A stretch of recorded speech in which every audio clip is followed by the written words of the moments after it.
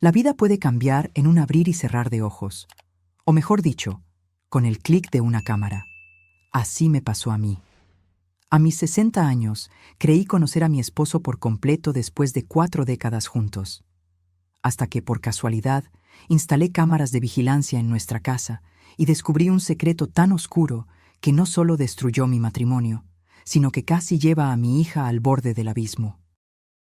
Lo que vi en esas grabaciones me hizo cuestionar todo lo que creía sobre la persona con la que compartí toda mi vida. Pero antes de continuar, asegúrate de ya estar suscrito al canal y escribe en los comentarios: ¿desde dónde estás viendo este video? Nos encanta saber hasta dónde están llegando nuestras historias. Mi nombre es Elena y hasta hace 6 meses tenía lo que muchos llamarían una vida perfecta. Una casa cómoda en las afueras de Guadalajara, 2 hijos maravillosos, Javier, de 32 años, ya casado y viviendo en Monterrey, y Daniela, mi hija menor de 19 años, que aún vivía con nosotros mientras cursaba el primer año de medicina, y Ricardo, mi esposo de 63 años, con quien llevaba casada 41 años. Ricardo siempre fue un hombre respetado en nuestra comunidad. Abogado exitoso, participaba activamente en la iglesia local y era conocido por su generosidad y buen humor. Todos lo adoraban, especialmente nuestros hijos, para quienes siempre fue un padre ejemplar. Al menos, eso era lo que yo pensaba. Los primeros indicios de que algo andaba mal comenzaron hace unos 2 meses, cuando noté cambios sutiles en el comportamiento de Daniela. Mi hija siempre fue alegre, extrovertida, habladora. Una muchacha que llenaba nuestra casa con su risa contagiosa y energía inagotable. Pero, de repente, comenzó a estar más callada, retraída. Pasaba horas encerrada en su habitación, evitaba las comidas familiares y cuando estaba presente, apenas levantaba los ojos del plato. «Debe ser el estrés de la universidad», comentó Ricardo una noche, cuando expresé mi preocupación. «Medicina no es fácil, Elena. Deja que la niña respire». Pero mi instinto de madre me decía que había algo más. Intenté hablar con Daniela varias veces, pero ella siempre evadía el tema, diciendo que solo estaba cansada o que tenía muchos exámenes que estudiar.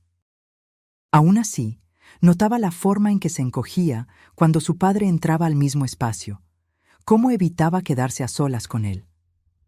Una mañana, mientras arreglaba su habitación, encontré un diario escondido debajo del colchón.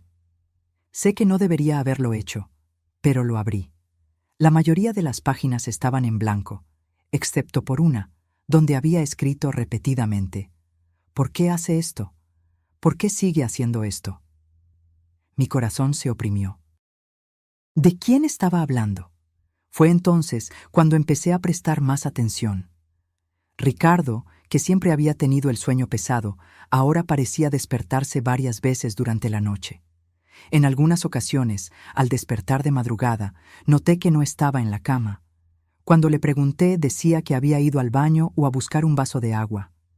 «Es la próstata», explicaba con una sonrisa cansada. «Ya sabes cómo es, después de los 60. Comencé a notar otros detalles extraños, como insistía en que Daniela no le pusiera seguro a su puerta, alegando cuestiones de seguridad, como siempre se ofrecía a verificar si ella estaba bien antes de que durmiéramos, la forma en que la miraba cuando creía que nadie lo observaba, no como un padre mira a una hija, sino con algo más posesivo. Una noche me despertó un ruido sutil. Ricardo no estaba en la cama. Miré el reloj, 2:47 de la madrugada. Me levanté en silencio y salí de la habitación. En el pasillo oscuro vi una rendija de luz saliendo del cuarto de Daniela. La puerta estaba entreabierta. Mi corazón se aceleró. Me acerqué despacio, con cuidado de no hacer ruido. Fue entonces cuando escuché la voz de Ricardo, baja y autoritaria. «Sabes que esto es nuestro secreto, ¿verdad? Nadie puede saberlo, especialmente tu mamá». Me congelé allí mismo, incapaz de moverme. ¿Qué estaba pasando? ¿Qué hacía mi esposo en el cuarto de nuestra hija en medio de la noche? Quise entrar, confrontarlo, exigir explicaciones. Pero algo me detuvo. ¿Y si estaba imaginando cosas? ¿Y si había una explicación perfectamente inocente? Regresé a nuestra habitación, con el corazón martilleándome el pecho. Cuando Ricardo volvió, fingí estar dormida. Pasé el resto de la noche despierta, pensando, ponderando, tratando de encontrar explicaciones que no fueran la terrible sospecha que empezaba a formarse en mi mente.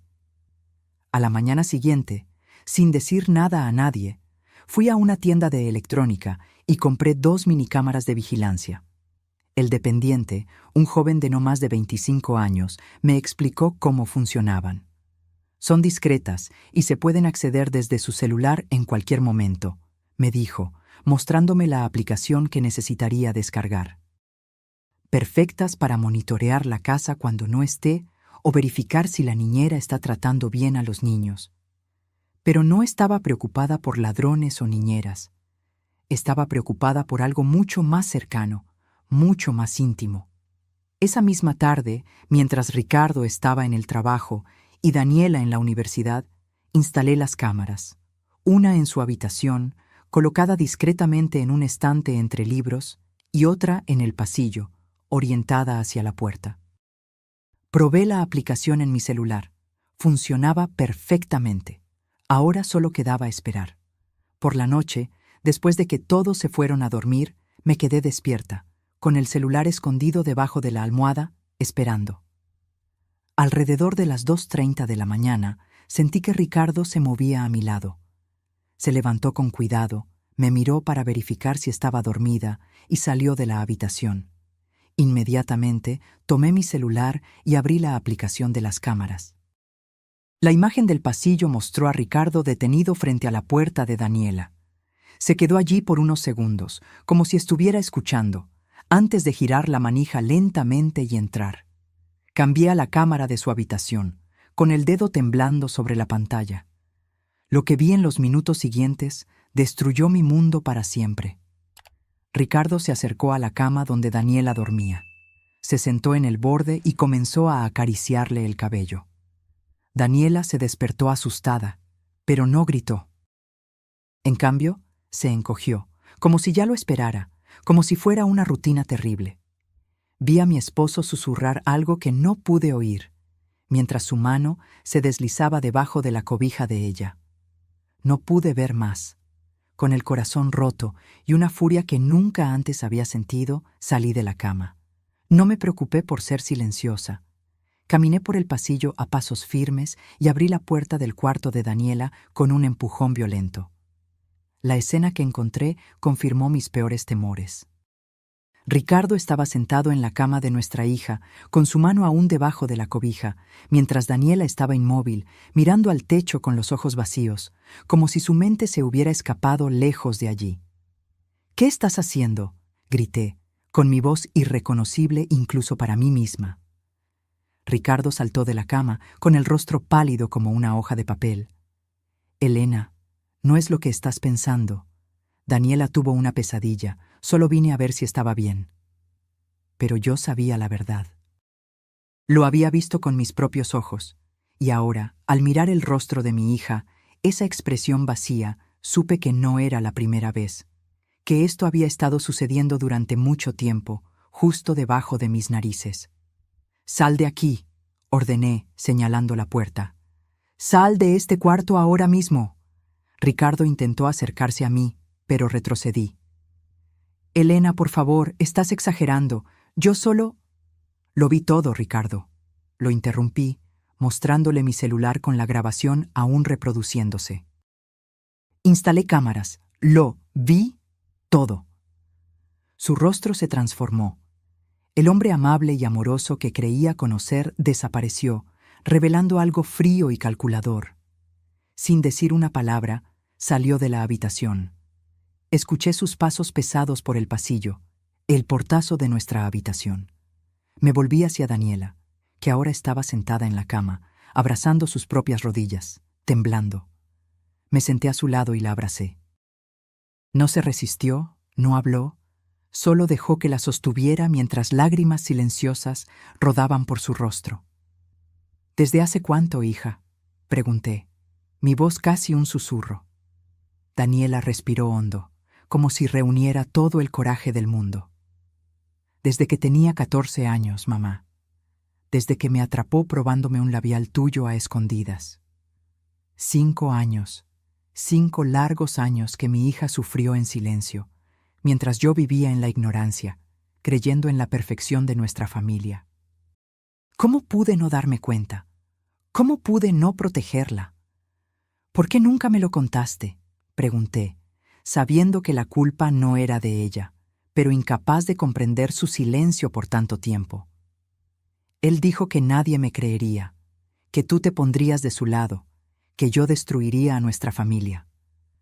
Sollozó, y dijo que si yo contaba algo, él haría lo mismo con Sofía. Sofía era nuestra sobrina, hija de la hermana de Ricardo, una niña de apenas 12 años. Mi estómago se revolvió ante la posibilidad de que ella también pudiera ser víctima de ese monstruo al que llamé esposo durante tantos años. Vámonos de aquí, decidí en ese instante. Ahora mismo. Ayudé a Daniela a tomar algo de ropa y artículos esenciales. Tomé mi bolso, las llaves del coche y mi celular con las grabaciones, la prueba del crimen de Ricardo. Sin mirar atrás, salimos de la casa que había sido nuestro hogar por más de 2 décadas. En el coche, mientras conducía sin rumbo fijo en la madrugada, miré a mi hija en el asiento del pasajero. Su rostro estaba vacío, exhausto, pero había algo nuevo en sus ojos: alivio. Finalmente, su secreto había sido revelado. Finalmente, alguien había creído en ella. ¿A dónde vamos, mamá?, preguntó con voz tenue. A un lugar seguro, respondí decidida, y luego iremos a la policía. Esto termina hoy, hija, te lo prometo. Mientras conducía por las calles desiertas de la ciudad, las lágrimas rodaban por mi rostro. ¿Cómo no me había dado cuenta? ¿Cómo no había visto las señales? La culpa me carcomía por dentro, pero sabía que no era momento de flaquear. Mi hija me necesitaba, más que nunca, y no la dejaría sola de nuevo. Conduje hasta la casa de mi hermana, Carmen, que vivía al otro lado de la ciudad. Era el único lugar que se me ocurrió en ese momento de desesperación. A pesar de que eran casi las 4 de la mañana, llamé a su celular mientras me estacionaba frente a su casa. «¿Elena? ¿Qué pasó?», contestó, con la voz pastosa por el sueño, pero ya alarmada por la hora inusual de la llamada. «Carmen, necesitamos quedarnos contigo. Es urgente. Estamos aquí enfrente». Pocos minutos después, Carmen abrió la puerta, vestida con una bata, el cabello despeinado y el rostro lleno de preocupación. Su esposo, Miguel, estaba justo detrás. Cuando vio nuestros rostros, el mío contorsionado por la rabia y el dolor, el de Daniela pálido y vacío, no hizo preguntas, solo nos abrazó y nos condujo adentro. «¿Están seguras ahora?», dijo, guiándonos a la sala. «¿Quieren contarme qué sucedió?». Daniela se sentó en el sofá, encogida como una niña pequeña. La miré, pidiéndole permiso en silencio, y ella asintió levemente. Con voz temblorosa, le conté a mi hermana todo: los cambios en el comportamiento de Daniela, mis sospechas, la instalación de las cámaras y, finalmente, el terrible descubrimiento. Carmen escuchó todo en silencio, su rostro pasando de la incredulidad al horror y luego a la furia. «Ese monstruo», murmuró, abrazando a Daniela, que ahora lloraba silenciosamente. «¿Cuánto tiempo ha estado sucediendo esto, querida?». Daniela dudó, mirándome en busca de apoyo. Asentí, animándola a hablar. «Desde mis 14 años, tía», respondió, con la voz casi inaudible. «Comenzó cuando me atrapó probándome maquillaje a escondidas. Dijo que me estaba volviendo una mujer hermosa y que tenía un secreto especial para mostrarme». Miguel, que hasta entonces estaba de pie, apoyado en la pared, dejó escapar una maldición en voz baja. «Voy a llamar a la policía ahora mismo». «Espera», le pedí, poniendo mi mano en su brazo. «Quiero hacerlo, pero necesito ser yo. Por Daniela». Mientras Miguel preparaba un té para todos y Carmen llevaba a Daniela a la habitación de invitados, me senté sola en el balcón, tratando de ordenar mis pensamientos.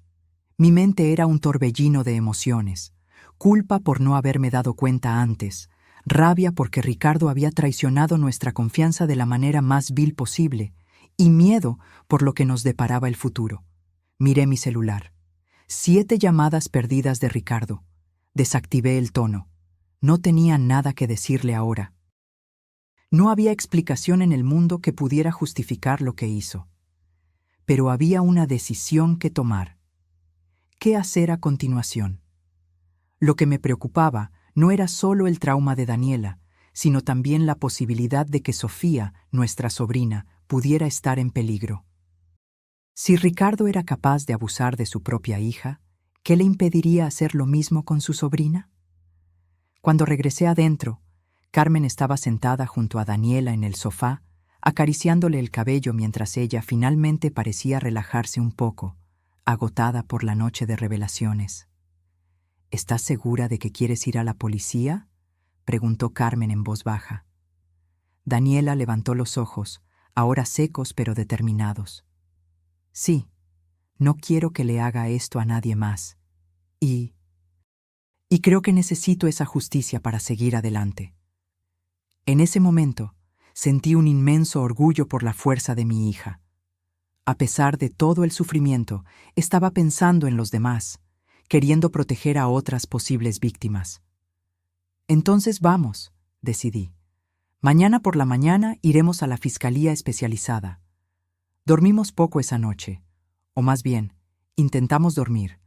Me quedé en la misma habitación que Daniela, como cuando era pequeña y tenía miedo de las tormentas. Observé su sueño inquieto, interrumpido por pesadillas que la hacían moverse y murmurar palabras incomprensibles.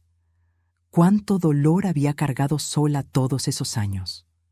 Por la mañana, después de un café silencioso, Carmen nos prestó ropa limpia a las 2 y Miguel se ofreció a llevarnos a la Fiscalía Especializada en Delitos contra las Mujeres. En el camino recibí una nueva andanada de llamadas de Ricardo. Esta vez contesté.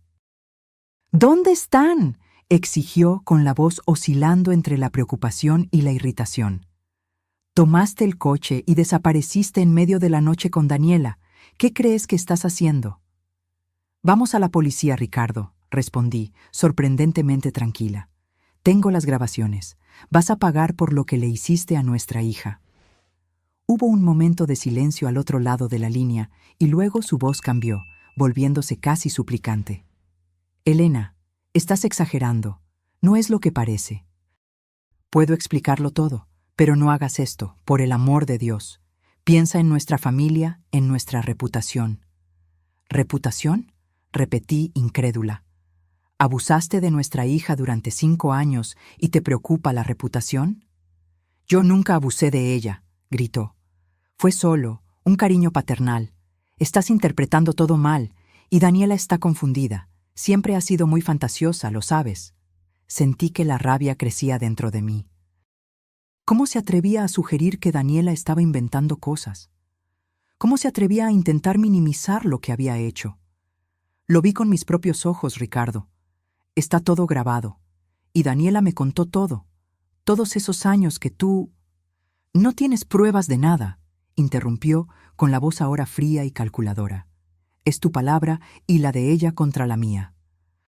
¿A quién crees que le van a creer? ¿A un abogado respetado o a una niña problemática y a su madre histérica? Colgué el teléfono, temblando de furia. Miguel, que había oído parte de la conversación mientras conducía, apretó el volante con fuerza. Está mintiendo, dijo mi cuñado, tratando de calmarme. Tienes las grabaciones y tienes la palabra de Daniela. Pero, ¿y si tiene razón?, pregunté, con un nudo formándose en mi garganta. ¿Y si nadie nos cree?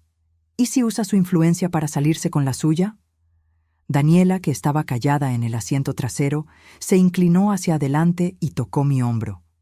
Mamá, no importa lo que pase. Lo importante es que tú me creíste. Me sacaste de allí. Eso ya significa todo. En la fiscalía, fuimos recibidas por una agente del Ministerio Público llamada Alicia, especializada en delitos contra personas vulnerables. Nos condujo a una sala privada, donde Daniela pudo dar su testimonio sin interrupciones. Lloré silenciosamente mientras escuchaba a mi hija relatar, con dolorosos detalles, los años de abuso que sufrió. Alicia escuchó todo con atención profesional, haciendo preguntas ocasionales, pero siempre respetuosa y cuidadosa. Cuando Daniela terminó, la fiscal se dirigió a mí. Señora Elena, las grabaciones que mencionó serán fundamentales como prueba. ¿Podría mostrarme?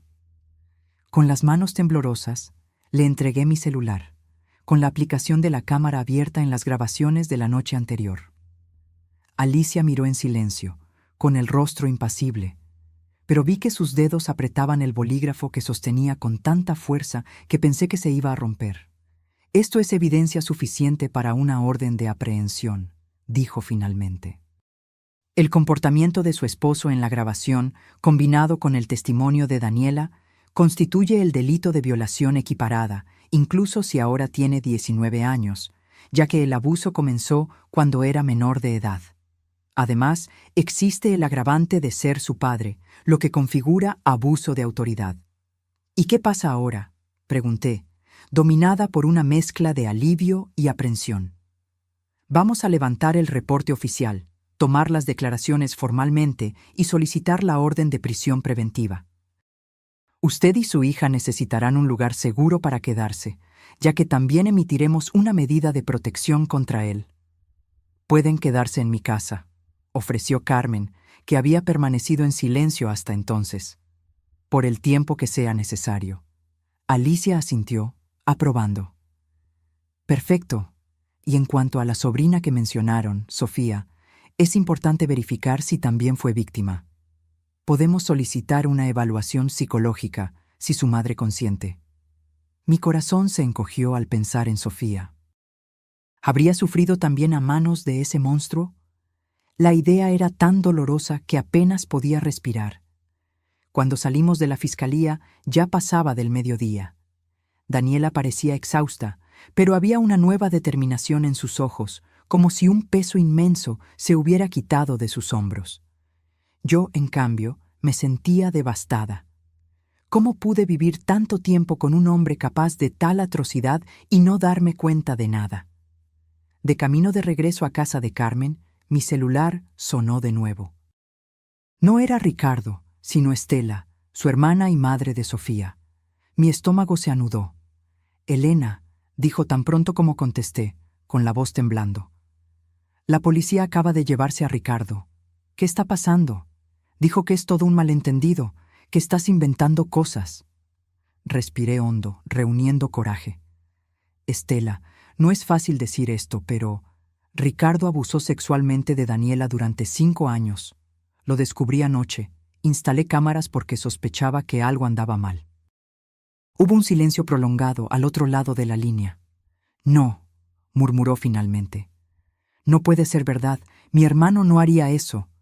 Es un hombre de familia, un cristiano. Lo vi con mis propios ojos, Estela. Insistí, conteniendo las lágrimas. Y Daniela me contó todo. Él la amenazó. Le dijo que haría lo mismo con Sofía si contaba algo. Otro silencio, y luego un sollozo ahogado. Dios mío, Sofía ha estado tan extraña últimamente. Callada, asustada. Ya no quiere ir a su casa los fines de semana, pero nunca explicó por qué. Mi corazón se hundió. La sospecha que más temía parecía estar confirmándose. Estela, lleva a Sofía a un psicólogo inmediatamente. Y si quieres, la fiscal Alicia puede ayudarte. Estamos saliendo de la fiscalía ahora mismo. Lo haré, dijo, llorando abiertamente ahora. Y Elena, perdóname por no creerlo de inmediato. Es que es tan monstruoso. Lo sé, respondí, comprendiendo perfectamente su shock. Después de todo, yo misma había tardado en aceptar la terrible verdad. Mantengámonos en contacto. Cuando colgué, vi que Daniela me observaba, con los ojos llorosos. ¿Crees que también le hizo eso a Sofía?, preguntó, con la voz casi un susurro. No respondí de inmediato, incapaz de articular en palabras el horror de esa posibilidad. En lugar de eso, solo la abracé fuerte, como si pudiera, con ese gesto, protegerla de todo el mal del mundo, algo que fallé en hacer durante tanto tiempo. No lo sé, hija, dije finalmente, pero si lo hizo, pagará por eso también, lo prometo. Los días que siguieron fueron un torbellino de emociones, declaraciones formales y decisiones difíciles. Ricardo fue detenido preventivamente, acusado de violación equiparada con agravante por abuso de autoridad. Su rostro apareció en los periódicos locales, causando un verdadero terremoto en nuestra comunidad. El abogado respetado, padre de familia ejemplar, miembro activo de la Iglesia, ahora expuesto como el depredador que realmente era. Daniela y yo continuamos en casa de Carmen, incapaces de regresar a nuestra propia casa, que ahora parecía contaminada por los recuerdos de lo que había sucedido allí. Javier, mi hijo mayor, vino corriendo desde Monterrey tan pronto como se enteró, devastado y furioso con su padre. ¿Cómo pudo hacer eso?, repetía incrédulo mientras abrazaba a su hermana con fuerza. Lo voy a matar, lo juro. No, Javier, dijo Daniela sorprendentemente firme. Él no lo vale. No tires tu vida por su culpa. Ya va a pagar por lo que hizo. La madurez de mi hija, incluso ante tanto sufrimiento, me impresionaba y conmovía, pero sabía que, debajo de esa fuerza aparente, había heridas profundas que necesitarían tiempo, mucho tiempo para sanar. Una semana después de la detención de Ricardo, recibimos la noticia que temíamos. Los exámenes psicológicos de Sofía confirmaron que ella también había sido víctima de abuso. Estela estaba devastada, culpándose por no haberse dado cuenta de las señales, exactamente como yo me culpaba. Fueron solo 2 veces, me contó por teléfono, con la voz embargada por el llanto. Cuando dejé que Sofía pasara el fin de semana en su casa, hace unos meses. Dijo que él entró en el cuarto de invitados durante la noche, diciendo que quería contarle un cuento para dormir, y luego... No pudo continuar, ahogada por el horror de la situación. No tenía palabras de consuelo. ¿Cómo podría tenerlas, cuando yo misma apenas podía procesar todo aquello? Sofía ahora también estaba en terapia, al igual que Daniela. Las 2 primas, unidas por un trauma terrible, encontraron en la otra un apoyo que nadie más podría ofrecer. Empezaron a hablar por videollamadas diarias, ayudándose mutuamente a enfrentar las pesadillas, los flashbacks, la culpa irracional que ambas sentían. Mientras tanto, yo intentaba reconstruir mi vida a partir de los escombros. Tuve que volver a nuestra casa para buscar más ropa y objetos personales. Carmen insistió en acompañarme, temiendo que Ricardo pudiera haber sido liberado o que yo tuviera algún tipo de colapso emocional al regresar a ese lugar. Entrar en esa casa fue como visitar la escena de un accidente trágico. Todo parecía igual, los mismos muebles, las mismas fotos en las paredes, el mismo olor familiar, pero al mismo tiempo, todo estaba irremediablemente diferente.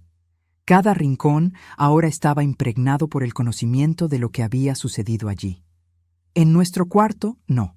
En el cuarto que compartí con un monstruo, tomé solo lo esencial: ropa, documentos, algunas joyas que eran herencia familiar.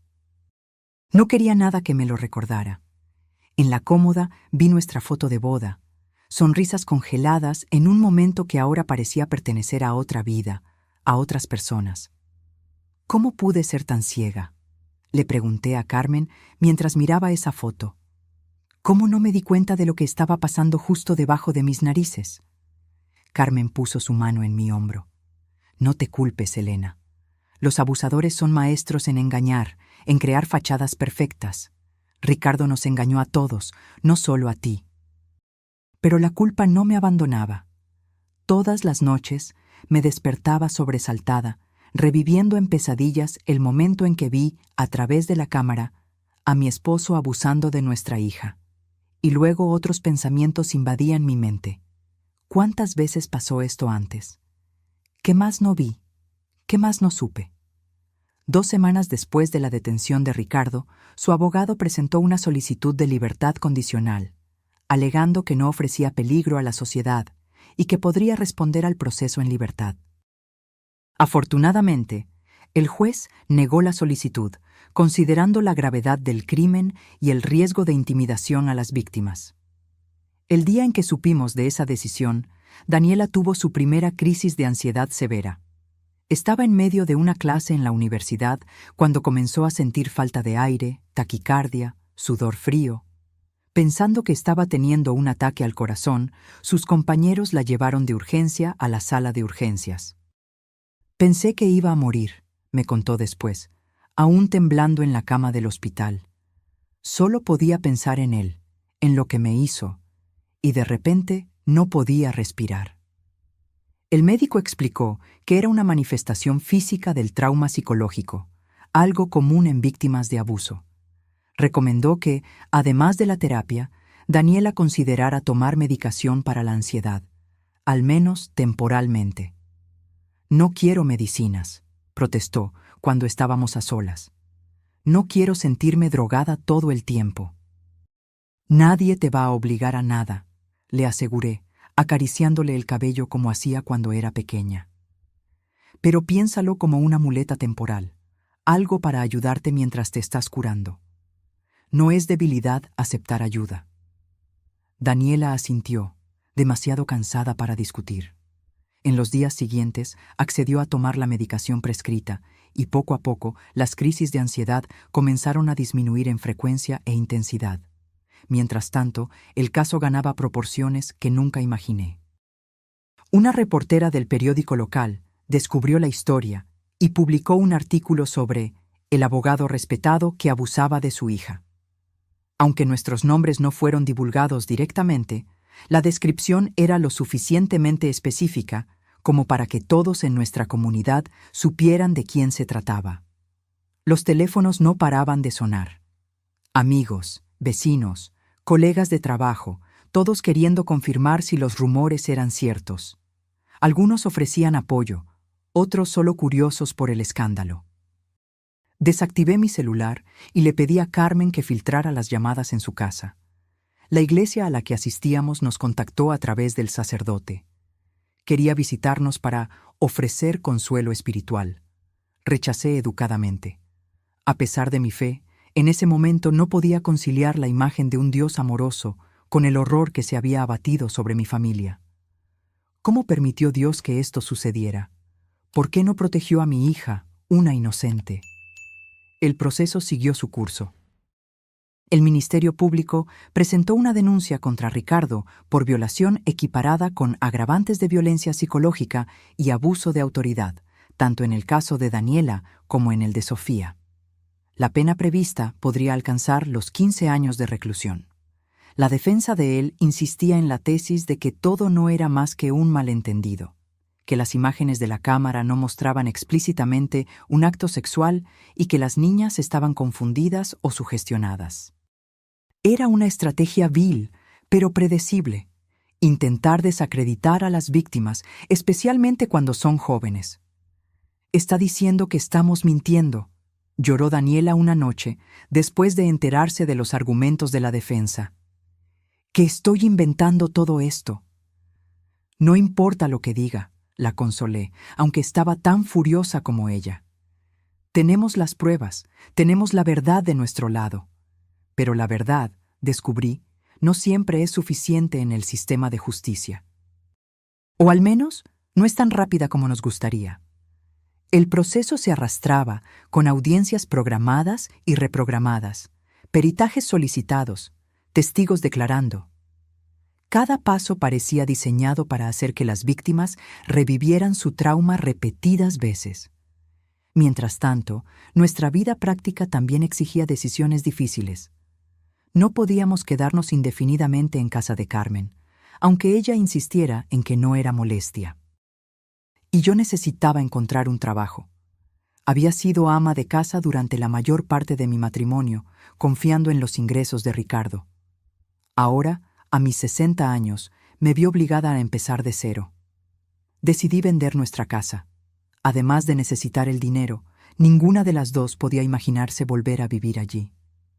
Cada rincón de esa casa guardaba recuerdos ahora manchados por la terrible verdad que descubrimos. La inmobiliaria consiguió un comprador rápidamente. Ironía del destino, el precio estaba por debajo del mercado, porque la casa se había hecho famosa por el escándalo.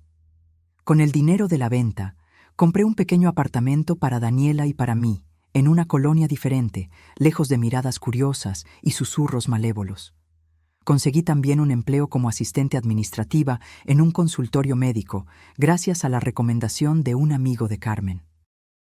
El salario era modesto, pero suficiente para nuestras necesidades básicas. Daniela insistió en continuar la universidad, a pesar de las dificultades emocionales y financieras. «No voy a dejar que lo que él hizo destruya mi futuro, mamá», dijo con una determinación que me llenó de orgullo. «Voy a graduarme, voy a ser médica, voy a ayudar a otras personas que pasaron por lo que pasamos nosotras». 4 meses después del descubrimiento, tuvo lugar la primera audiencia en la que Daniela tendría que declarar.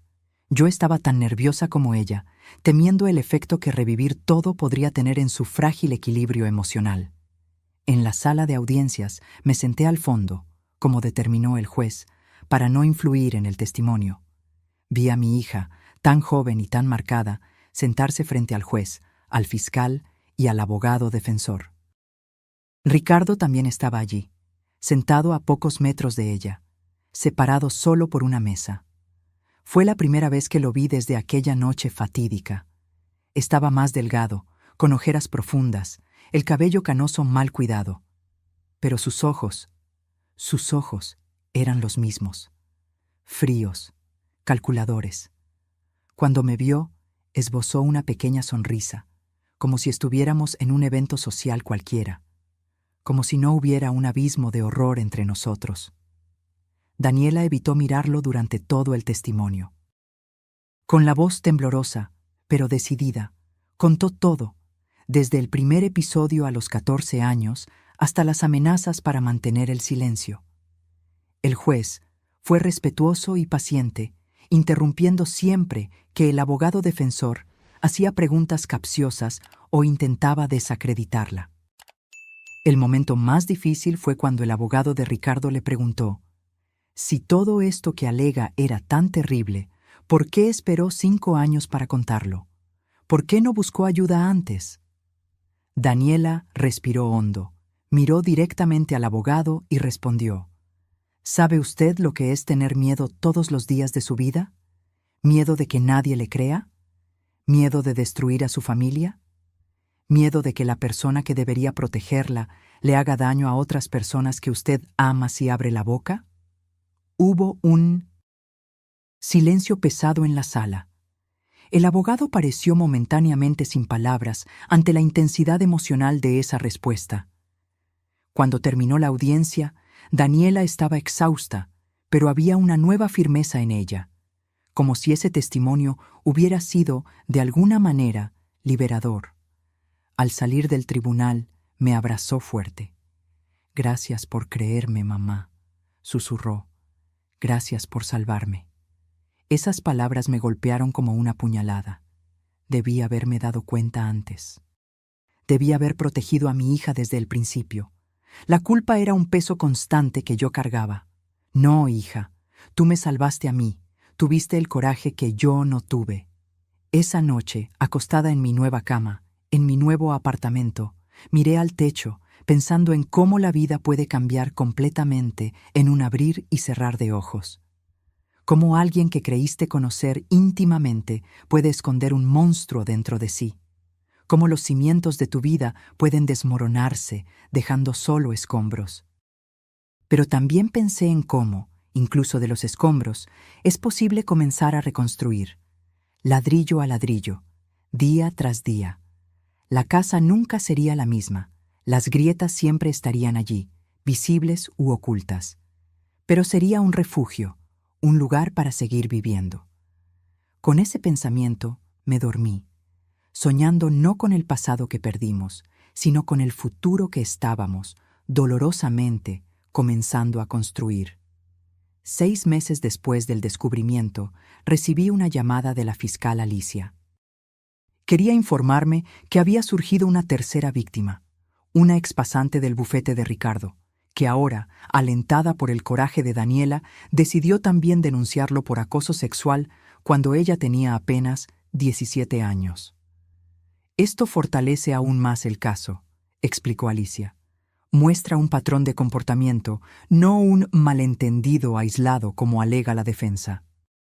Sentí una mezcla de alivio por tener más evidencias contra Ricardo y horror al pensar en cuántas otras víctimas podrían existir que aún no habían hablado. Mientras el proceso avanzaba, nuestras vidas se fueron adaptando a una nueva normalidad. Daniela continuaba en la universidad, ahora con el apoyo de una beca que la coordinación del curso consiguió para ella, considerando las circunstancias excepcionales. Yo me acostumbraba a mi nuevo trabajo, agradecida por la rutina que ayudaba a mantener mi mente ocupada. Javier regresó a Monterrey, pero llamaba casi a diario, preocupado por nosotras. Él también estaba lidiando con su propio trauma, el shock de descubrir que su padre, su modelo de hombre durante toda su vida, era en realidad un abusador. También comenzó a ir a terapia, tratando de procesar la rabia, la vergüenza y la culpa que sentía, aún siendo inocente en todo aquello. A veces me miro en el espejo y lo veo a él, confesó Javier una vez durante una videollamada. Y tengo miedo, mamá. Tengo miedo de haber heredado algo de él, algo malo. Tú no eres tu padre, le aseguré, deseando poder abrazarlo a través de la pantalla. Eres un hombre bueno, Javier. Lo que hizo tu padre no tiene nada que ver contigo. En nuestro nuevo apartamento, Daniela y yo desarrollamos nuevas rutinas, nuevos rituales para ayudarnos a seguir adelante. Cenábamos juntas todas las noches, hablando de nuestro día. Los fines de semana veíamos películas, caminábamos en el parque cercano o simplemente nos quedábamos en casa, leyendo o conversando. Eran momentos sencillos, pero preciosos, momentos de normalidad en medio del caos en el que se habían convertido nuestras vidas. La terapia ayudaba. Tanto Daniela como yo comenzamos a ver a la misma psicóloga, la doctora Isabel, aunque en horarios separados. La doctora Isabel nos ayudaba a procesar el trauma, la rabia, la culpa, a entender que no éramos responsables de los actos de Ricardo. Elena, me dijo durante una sesión, necesitas perdonarte. No había forma de que pudieras saber lo que estaba pasando. Pero debí haberme dado cuenta, insistí, con las lágrimas rodando libremente. ¿Qué clase de madre no se da cuenta cuando su hija está sufriendo? Una madre humana, respondió Isabel gentilmente. Una madre que confiaba en el hombre que eligió como compañero, como padre de sus hijos. Ricardo era manipulador, hábil para ocultar sus actos. Engañó no solo a ti, sino a toda la comunidad. Intelectualmente entendía lo que decía, pero emocionalmente la culpa persistía, una compañera constante, un peso que cargaba todos los días. 9 meses después de la denuncia, finalmente llegó el día del juicio. El caso había atraído considerable atención de los medios locales, en parte por la posición de Ricardo en la comunidad y en parte porque, desafortunadamente, los casos de abuso familiar rara vez llegan a los tribunales. La mayoría permanece oculta, protegida por el silencio de las víctimas y el tabú social. El tribunal estaba lleno. De un lado, yo, Daniela, Javier, Carmen y su familia, además de Estela y Sofía. Del otro, algunos amigos y parientes de Ricardo, que insistían en su inocencia, convencidos de que todo no era más que un complot contra un hombre de bien. Ricardo entró escoltado, vistiendo un traje impecable, como en los tiempos en que iba a trabajar a su bufete de abogados. Intentó parecer digno, confiado, pero sus ojos traicionaban su nerviosismo. Sabía que las evidencias en su contra eran sólidas. El juicio duró 3 días. Fueron escuchadas las víctimas, Daniela, Sofía y la ex pasante, Verónica. Las grabaciones de las cámaras fueron exhibidas, los peritajes psicológicos fueron presentados. Testigos de ambos lados declararon. El tercer día, el juez anunció la sentencia. Ricardo fue condenado a 12 años de prisión con régimen cerrado por violación equiparada con agravante por abuso de autoridad. Además, debía pagar indemnización por daño moral a las víctimas. Cuando se leyó la sentencia, sentí como si un peso inmenso se quitara de mis hombros. Era justicia, finalmente. Daniela, a mi lado, lloró silenciosamente, una mezcla de alivio y dolor que yo comprendía perfectamente. Ricardo, en cambio, perdió la compostura que había mantenido durante todo el juicio. «¡Esto es un absurdo!», gritó, mientras los policías lo conducían afuera. «Se van a arrepentir de esto, especialmente tú, Elena. Yo confié en ti». Sus palabras me golpearon como una bofetada. ¿Él confió en mí? ¿Y la confianza que yo deposité en él? ¿La confianza que Daniela depositó en su propio padre? ¿La confianza que fue rota de la forma más cruel posible? Salimos del tribunal rodeadas de reporteros que querían declaraciones, fotos, cualquier cosa para alimentar la noticia del día. Los ignoramos a todos y nos dirigimos directamente a casa, agotadas física y emocionalmente. Esa noche, Daniela, Javier, que había venido para el juicio, Carmen, Miguel, Estela y Sofía cenaron con nosotras.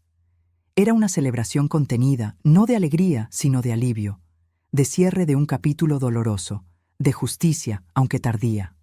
«Puede apelar», explicó el fiscal, que gentilmente nos llamó después del juicio. De hecho, es casi seguro que lo hará. Pero las evidencias son sólidas. Es improbable que la sentencia sea significativamente reducida o revertida. Esa noche marcó un punto de inflexión en nuestras vidas.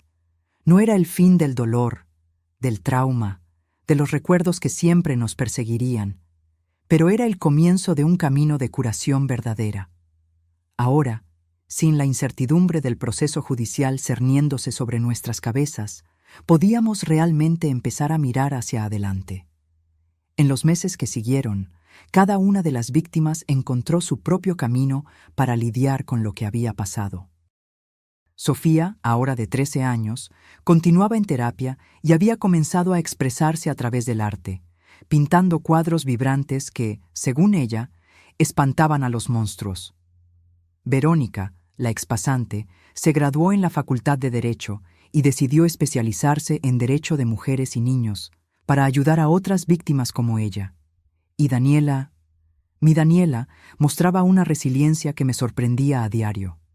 Continuaba en la Facultad de Medicina, determinada a convertirse en psiquiatra infantil. «Quiero ayudar a niños traumatizados, mamá», me dijo. «Quiero que sepan que no están solos, que lo que pasó no fue culpa suya, y que existe vida, una buena vida, después del trauma».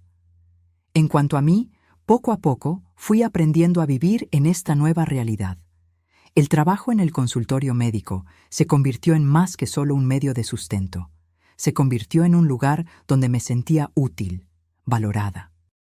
Hice nuevos amigos, personas que no me conocían como la esposa del abogado que abusó de su hija, sino simplemente como Elena. Por las noches, a veces, cuando la casa estaba en silencio y mis defensas bajas, los pensamientos sombríos todavía volvían. Las preguntas sin respuesta. ¿Cómo no me di cuenta? ¿Por qué hizo esto? ¿Qué podría haber sido diferente? Pero entonces recordaba las palabras de la doctora Isabel. No puedes cambiar el pasado, Elena. Pero puedes decidir cómo el pasado va a influir en tu presente y tu futuro. Puedes elegir ser una víctima permanente o una sobreviviente en evolución. Y elegí sobrevivir. Elegí evolucionar. Por mí, por Daniela, por todas las otras mujeres que ya pasaron o aún pasarán por situaciones similares.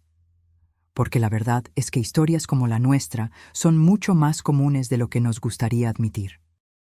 Un año después de la sentencia, Ricardo continuaba en prisión, su apelación aún tramitando lentamente en los tribunales superiores. Ya no pensaba mucho en él. Había enterrado las fotos, los recuerdos, los 41 años de un matrimonio que se reveló una mentira. Él ya no era parte de mi vida, excepto como una sombra distante, un fantasma que ocasionalmente todavía aparecía en pesadillas, pero ya sin el poder de paralizarme de miedo o dolor. Una tarde de sábado particularmente hermosa, Daniela y yo caminábamos por el parque cerca de nuestro apartamento. El sol de otoño doraba las hojas de los árboles y el aire tenía esa dulzura peculiar de la estación. Nos sentamos en un banco, observando a los niños jugar en el área de juegos, sus risas llenando el aire. «Mamá», dijo Daniela suavemente, «quería agradecerte». «¿Por qué, hija?», pregunté sorprendida. «Por todo, por haberme creído, por haber tenido el coraje de denunciarlo, por haber estado a mi lado durante todo este proceso, por no haberte rendido con nosotras dos». Sus palabras me conmovieron profundamente. «Nunca me rendiría contigo, Daniela, nunca». «Lo sé», sonrió, una sonrisa genuina que iluminaba sus ojos de una forma que no veía hacía mucho tiempo.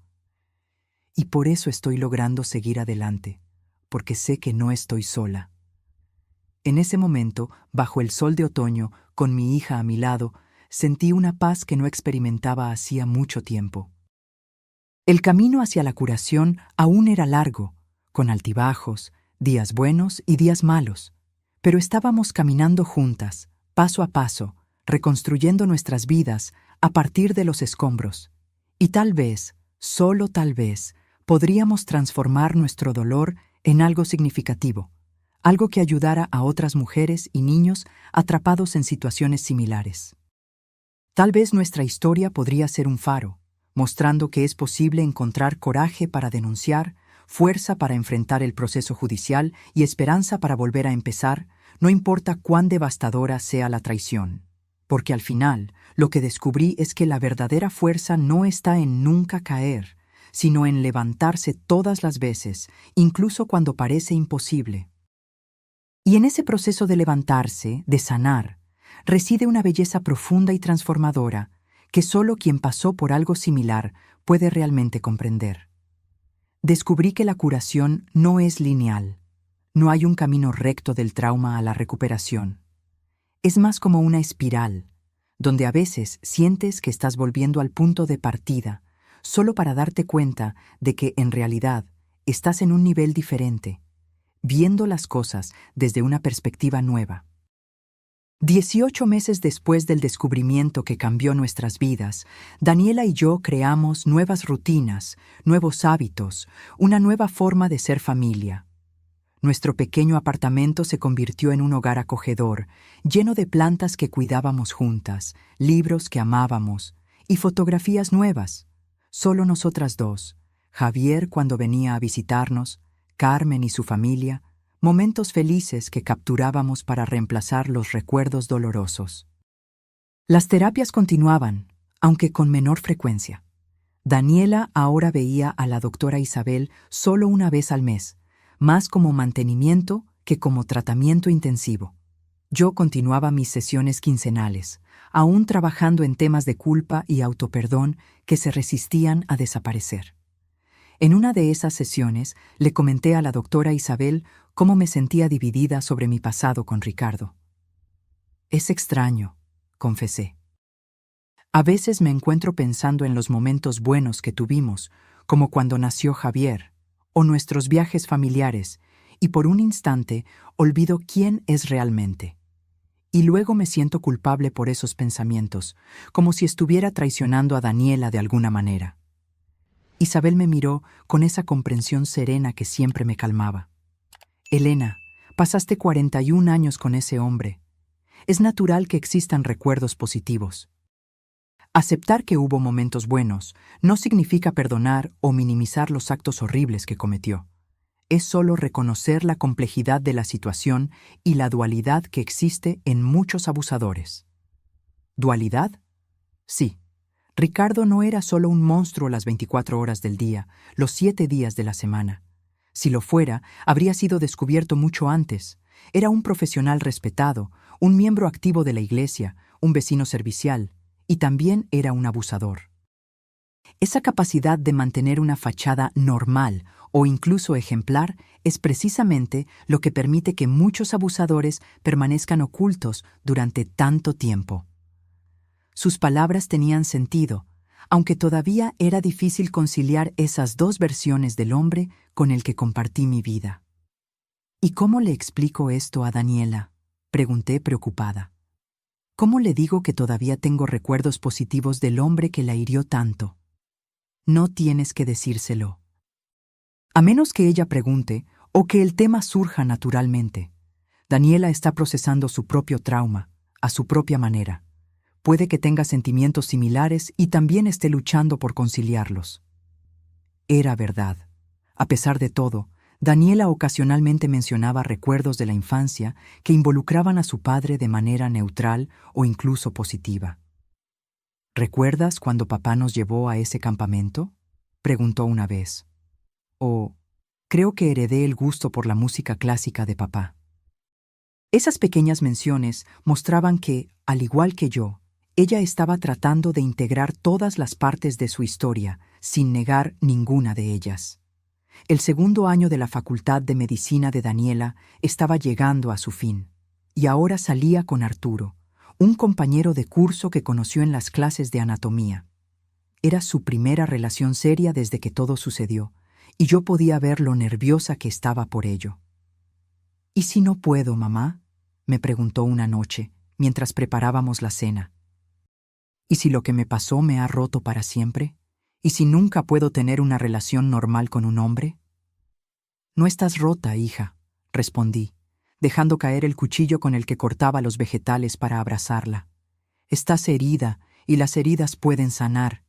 Llevará tiempo, paciencia. Arturo parece entender eso, parece dispuesto a ir a tu ritmo. Ella asintió contra mi hombro. Es increíble, mamá, tan paciente. Pero a veces tengo miedo de que se canse de esperar, de lidiar con mis crisis de ansiedad, con mis momentos de pánico cuando las cosas se vuelven más íntimas. Si realmente te ama, esperará, lo entenderá. Y si no lo entiende, entonces no es la persona adecuada para ti. Daniela se apartó un poco, secándose una lágrima. ¿Sabes qué es lo más difícil? Es que una parte de mí quiere esa intimidad. Quiere ser tocada, quiere sentir. Pero luego vienen los flashbacks, el pánico, y me cierro por completo. ¿Ya hablaste con la doctora Isabel sobre esto? Sí, estamos trabajando en ello. Me sugirió que fuera completamente honesta con Arturo sobre lo que pasó para que él entienda que mis reacciones no tienen nada que ver con él. ¿Y se lo contaste? Daniela dudó. Se lo conté. No todo, no en detalle, pero lo suficiente para que entienda por qué a veces me alejo de repente o por qué ciertas cosas me ponen incómoda. ¿Y cómo reaccionó? Una pequeña sonrisa apareció en su rostro. Lloró, mamá, no de lástima, sino de rabia por lo que me pasó. Y luego me dijo que iría a mi ritmo, que nunca haría nada que me incomodara y que podríamos construir nuestra intimidad poco a poco, de la manera que fuera segura para mí. Sentí una oleada de gratitud por ese joven que parecía tan comprensivo, tan diferente de la imagen masculina que Ricardo había dejado en nuestras vidas. Parece ser un muchacho especial, comenté, volviendo a cortar los vegetales. Lo es, asintió Daniela, retomando su tarea de preparar la salsa. Y eso me asusta aún más. ¿Por qué? Porque ahora tengo algo que perder, alguien que realmente se preocupa por mí, que me acepta como soy. ¿Y si nunca logro superar esto por completo? ¿Y si él eventualmente se cansa de la novia dañada? Daniela, dije, volteándome para mirarla de nuevo, no estás dañada. Eres una sobreviviente. Fuerte, valiente, resiliente. Y cualquiera que no pueda ver eso, no merece tu amor. Ella sonrió, una sonrisa temblorosa, pero genuina. Gracias, mamá. No sé qué sería de mí sin ti. Mientras terminábamos de preparar la cena, pensé en cómo nuestras conversaciones habían cambiado en los últimos meses. Ahora podíamos hablar sobre lo que pasó sin que dominara por completo nuestras vidas. Era solo una parte de nuestra historia, no la historia completa. Al día siguiente, recibí una llamada inesperada. Era Estela, la hermana de Ricardo y madre de Sofía. No habíamos hablado en un tiempo, aunque manteníamos contacto ocasional, principalmente por las niñas. Elena, dijo, con la voz tensa, Ricardo está solicitando libertad condicional. Su abogado argumenta que ya cumplió 1/3 de la pena, tiene buen comportamiento y no ofrece peligro a la sociedad. Sentí que se me helaba la sangre. Pero, ¿eso es posible? ¿Después de todo lo que hizo? Aparentemente sí. El sistema tiene esas lagunas. Respiró hondo.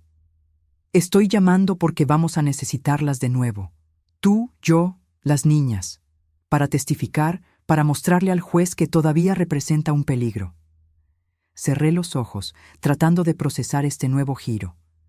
Cuando pensé que finalmente podíamos seguir adelante, allí estaba Ricardo de nuevo, infiltrándose en nuestras vidas, obligándonos a revivir todo. ¿Cuándo es la audiencia? Pregunté resignada. Dentro de 3 semanas. Ya contacté al fiscal que llevó el caso. Dijo que las posibilidades son bajas, considerando la gravedad del crimen, pero no inexistentes. A Daniela no le va a gustar esto, murmuré, más para mí misma que para Estela. A Sofía tampoco, asintió. Pero son fuertes, Elena, más fuertes de lo que imaginamos. Después de colgar, me quedé sentada en la cocina, mirando a la nada, tratando de decidir cómo darle esta noticia a Daniela. Le estaba yendo tan bien, había vuelto a sonreír, a hacer planes, a vivir, y ahora esto. Decidí esperar hasta la cena, cuando ambas estuviéramos relajadas. Preparé su plato favorito, lasaña de berenjena, y compré un buen vino para acompañar, algo que rara vez hacíamos. ¿Cuál es la ocasión especial?, preguntó al ver la mesa puesta con tanto cuidado. Ninguna en particular, respondí, tratando de sonreír. Solo pensé que merecíamos una cena especial. Pero Daniela me conocía demasiado bien. Mamá, ¿qué está pasando? Tienes esa arruga de preocupación entre las cejas. Suspiré, dándome cuenta de que no podría ocultar el tema por mucho tiempo. Tu tía Estela llamó hoy. Inmediatamente vi que el cuerpo de Daniela se tensaba. Y tu padre está solicitando libertad condicional. Habrá una audiencia en 3 semanas. Daniela se quedó inmóvil, con el tenedor a medio camino de su boca. Lentamente lo bajó, lo puso en el plato y luego preguntó, con una calma sorprendente, ¿puede lograrlo? Estela dijo que las posibilidades son bajas, pero existen. El fiscal cree que si testificamos de nuevo, mostrando cómo todavía estamos afectadas, eso podría ayudar a que se mantenga la negativa. Daniela se quedó en silencio por un largo momento, mirando su plato intacto. Entonces, para mi sorpresa, levantó el rostro con una determinación que me recordó dolorosamente la expresión de Javier, irónicamente, del propio Ricardo en sus momentos más decididos. Voy a testificar, dijo Daniela con firmeza. No voy a permitir que salga antes de tiempo y potencialmente le haga a otra persona lo que me hizo a mí. Si tengo que revivir todo esto para mantenerlo lejos de las calles, que así sea. Miré a mi hija, admirada por su fuerza. No era la reacción que esperaba.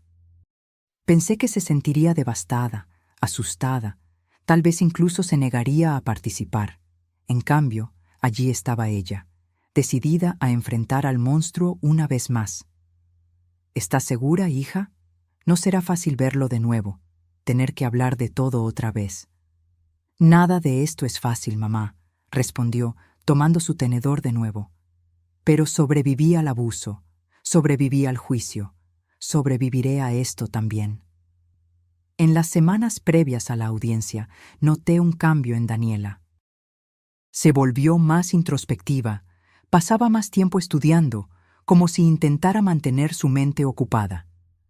A veces la escuchaba llorar bajito en su cuarto, pero cuando aparecía para el desayuno, siempre tenía una sonrisa determinada en el rostro. Arturo fue un apoyo fundamental en este período. Venía a cenar con nosotras con frecuencia. Traía pequeños regalos para animar a Daniela. Un libro que había mencionado querer leer. chocolates de la pastelería que adoraba, flores del jardín de su madre. Parecía entender exactamente cuándo ella necesitaba espacio y cuándo necesitaba compañía. Una noche, mientras lavábamos los platos después de que Daniela se fue a acostar temprano, cansada tras un largo día de estudios, Arturo me hizo una pregunta que me tomó por sorpresa.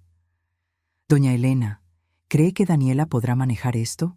¿Ver a su papá de nuevo? ¿Tener que hablar de todo otra vez?» Me sequé las manos en el paño de cocina, pensativa. Daniela es más fuerte de lo que aparenta, Arturo. Siempre lo ha sido. Incluso cuando era pequeña, enfrentaba sus miedos con una valentía que me impresionaba. Sé que es fuerte, asintió, guardando los platos en el armario.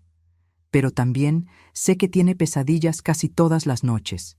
Que a veces, cuando estamos viendo una película y aparece una escena de un padre con su hija, se pone tensa, distante, que todavía toma medicamentos para poder dormir.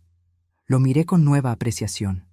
Este joven realmente conocía a mi hija, realmente se preocupaba. Me preocupa que esta audiencia pueda hacerla retroceder, continuó. Que todos los progresos que ha hecho en los últimos meses puedan ser anulados. A mí también me preocupa, admití. Pero conociendo a Daniela como la conozco, sé que no podría vivir en paz si no hiciera todo lo posible para mantener a Ricardo en prisión, donde merece estar. Arturo asintió, comprendiendo. Solo quiero que sepa que no está sola en esto, que estoy aquí para lo que necesite. Ella lo sabe, respondí, poniendo mi mano en su hombro, y eso hace toda la diferencia. La víspera de la audiencia, Daniela y yo recibimos una visita inesperada. Sofía y Estela. Habían venido a la ciudad un día antes, para que pudiéramos ir juntas al tribunal al día siguiente. Sofía, ahora con casi 14 años, parecía mayor de su edad. Sus ojos llevaban una seriedad, una conciencia que las niñas de su edad rara vez tienen. Pero cuando vio a Daniela, su rostro se iluminó. Las dos primas se abrazaron largamente, como guerreras que compartían el mismo campo de batalla, el mismo dolor, la misma lucha. «¿Cómo estás?», preguntó Daniela, sosteniendo las manos de Sofía. «Nerviosa», respondió Sofía honestamente. «No quiero verlo de nuevo, pero mamá explicó que es importante que estemos allí». «Es importante», confirmó Daniela, «y yo voy a estar allí contigo. Vamos a enfrentar esto juntas como siempre». Esa noche fue extraña, una mezcla de tensión y una especie de compañerismo que solo aquellos que compartieron traumas similares pueden comprender. Preparé una cena para las 4 y luego las niñas se fueron al cuarto de Daniela, donde conversaron durante horas a puerta cerrada. Estela y yo nos quedamos en la sala, bebiendo té, intercambiando noticias, evitando el tema principal hasta que no pudimos ignorarlo más. «¿Cómo crees que será mañana?», preguntó finalmente, girando la taza entre sus manos. «Difícil», respondí sinceramente.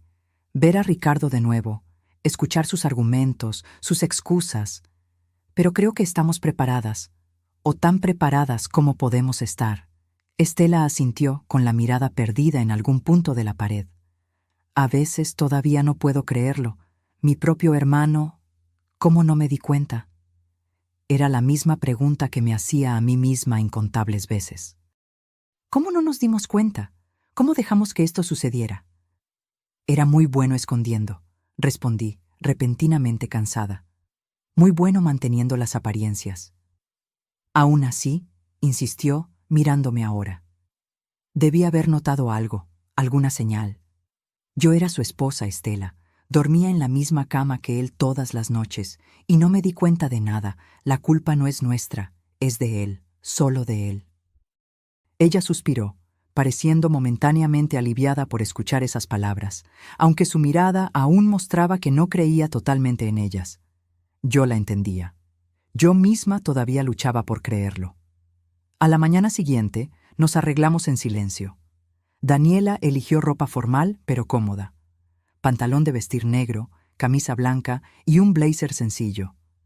Sofía, siguiendo su ejemplo, se puso algo similar.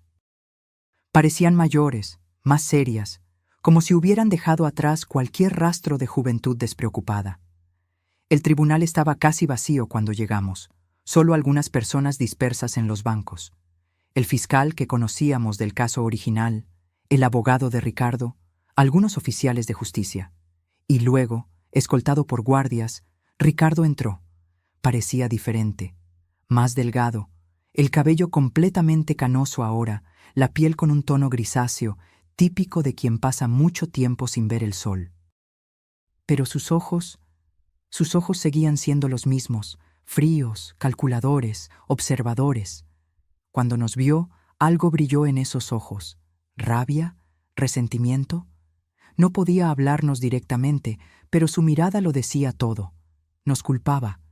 Nos odiaba por haber expuesto sus crímenes, por haber destruido su vida perfecta. Daniela apretó mi mano con tanta fuerza que casi me dolió. Del otro lado, Sofía se acercó más a su madre, como si buscara protección. La audiencia comenzó. El abogado de Ricardo presentó argumentos elaborados sobre su buen comportamiento en prisión, sobre cómo participaba en programas de rehabilitación, cómo se había convertido en un hombre transformado. Habló sobre la edad avanzada de Ricardo, sobre sus problemas de salud, sobre cómo ya no representaba peligro alguno para la sociedad. Todo estaba tan bien ensayado, tan convincente para quien no conocía la verdadera naturaleza de Ricardo. Miré a mi alrededor, temiendo ver a la gente creyendo en esa farsa, pero el juez, un hombre de mediana edad con mirada severa, parecía impasible. Luego fue nuestro turno.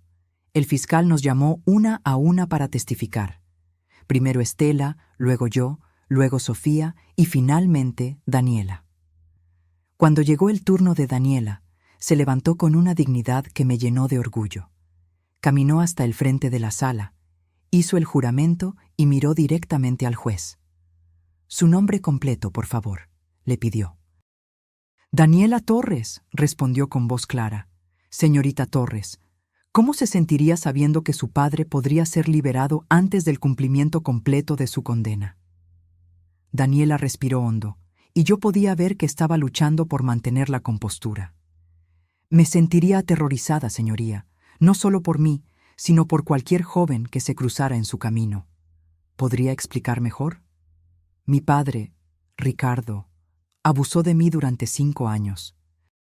5 años en los que viví con miedo constante, en los que dudé de mi propia cordura, en los que creí que de alguna manera era mi culpa. Y cuando finalmente todo salió a la luz, cuando fue encarcelado, fue como si finalmente pudiera respirar de nuevo.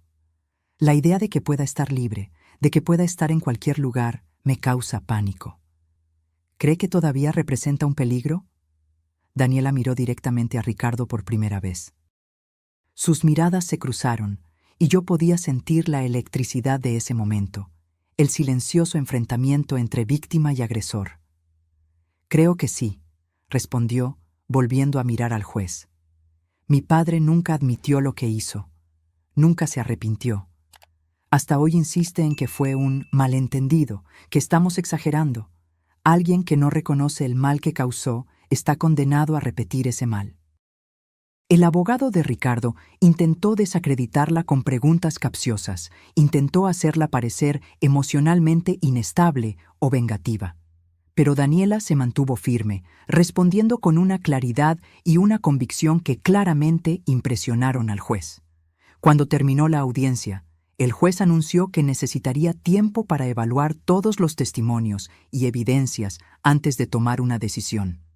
Marcó una nueva reunión para 2 semanas después, cuando anunciaría su veredicto. Salimos del tribunal agotadas, emocionalmente drenadas, pero de alguna manera aliviadas. Habíamos dicho lo que se tenía que decir. Ahora solo quedaba esperar. De camino de regreso a casa, en el coche, Sofía se durmió en el asiento trasero, con la cabeza apoyada en el hombro de Estela. Daniela miraba por la ventana, perdida en sus pensamientos. «Estuviste increíble allí dentro», le dije suavemente, sin querer despertar a Sofía. «Tan fuerte, tan clara». Daniela se giró hacia mí con una pequeña sonrisa. No me sentí fuerte. Estaba temblando por dentro. «Pero no dejaste que lo viera. No dejaste que tuviera ningún poder sobre ti». Ella asintió lentamente. Cuando lo miré, pasó algo extraño. Esperaba sentir miedo o rabia o asco, pero ¿sabes qué sentí? Lástima. ¿Lástima?, repetí sorprendida. Sí, se ve tan pequeño ahora, tan patético. Un viejo amargado que arruinó su propia vida, que perdió todo, familia, carrera, reputación, porque no pudo controlar sus impulsos más bajos. ¿Qué clase de vida es esa? Reflexioné sobre sus palabras. Tenía razón. Ricardo, que un día pareció tan poderoso, tan invencible, ahora no era más que una sombra, un hombre roto por sus propios actos monstruosos. Eso no significa que quiera que salga de prisión, agregó Daniela rápidamente. Tiene que pagar por lo que hizo. Pero me di cuenta de que ya no necesito temerle. Ya no tiene poder sobre mí. Esas palabras me conmovieron profundamente. Mi hija, que había pasado por un infierno a manos de ese hombre, ahora estaba encontrando una forma de liberación que iba más allá de la justicia legal. Se estaba liberando emocionalmente, rompiendo las cadenas invisibles que aún la unían a su agresor. Las 2 semanas de espera por la decisión del juez fueron extrañas. Por un lado, estábamos ansiosas, preocupadas por la posibilidad de que Ricardo fuera liberado. Por otro, había una nueva sensación de paz, especialmente en Daniela, como si el enfrentamiento directo con Ricardo en el tribunal hubiera exorcizado algún demonio interior. Volvió a concentrarse en sus estudios, en las salidas con Arturo, en su rutina normal. Sus pesadillas disminuyeron. Parecía más ligera, más presente. Una noche, aproximadamente una semana después de la audiencia, mientras veíamos una película en la sala, Daniela de repente pausó la televisión y se giró hacia mí.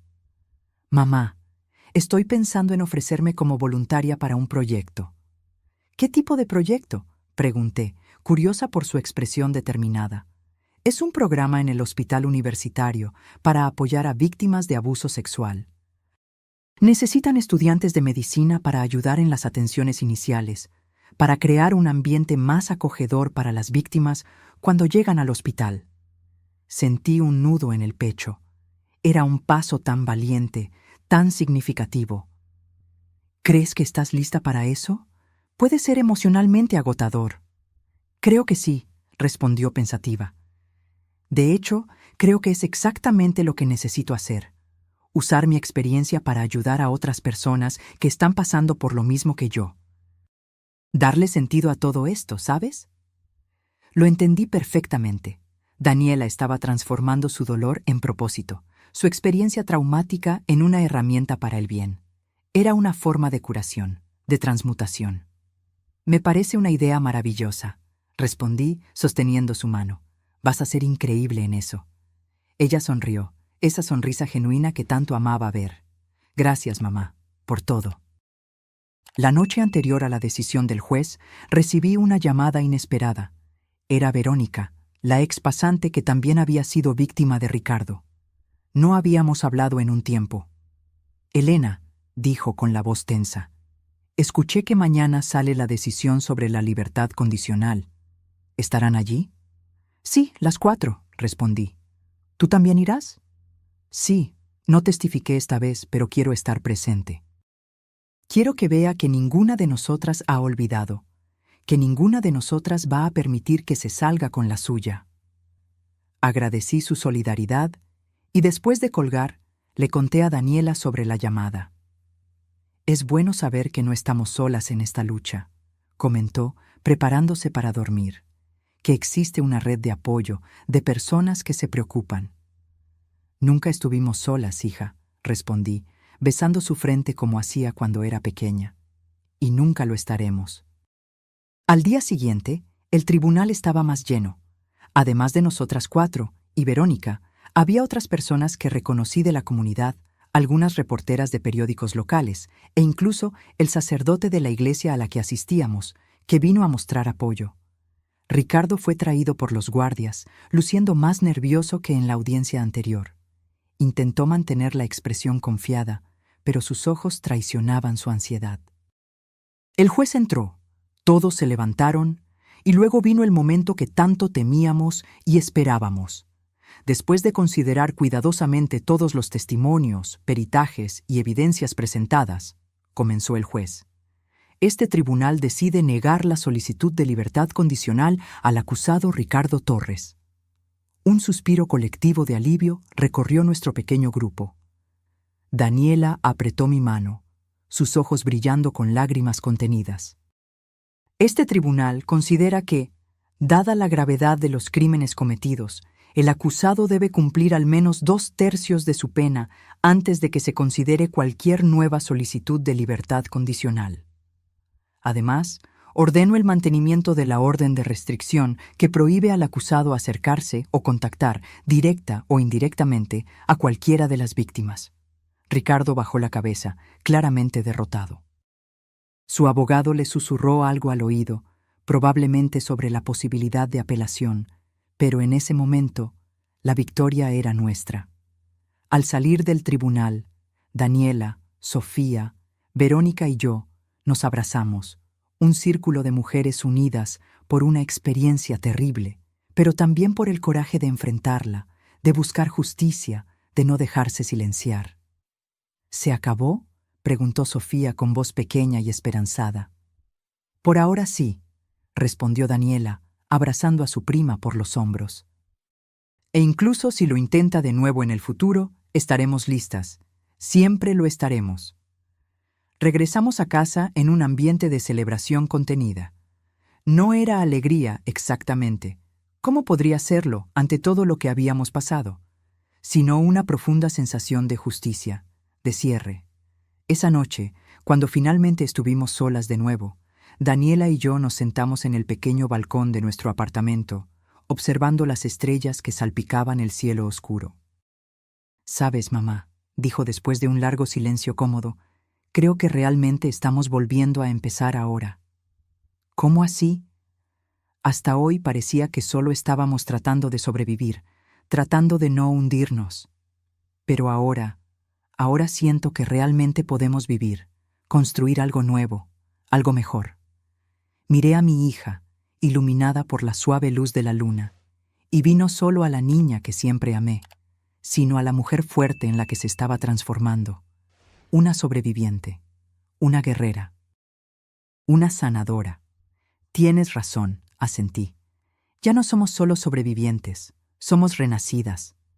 Ella sonrió, recostando la cabeza en mi hombro como hacía de niña. Me gusta eso, renacidas, como un fénix de las cenizas. Y así, bajo el manto estrellado de esa noche, 2 fénix compartían un momento de paz, de esperanza, de posibilidades. El camino que teníamos por delante aún sería largo, aún tendría sus altibajos, sus cicatrices y sus dolores. Pero ahora teníamos algo que durante mucho tiempo nos pareció imposible. Teníamos futuro. Ahora, si te gustó esta historia, haz clic en suscribirte y dime en los comentarios qué parte te dejó con la boca abierta. Y no olvides hacerte miembro para tener acceso a videos exclusivos que no publico aquí. Te espero allí.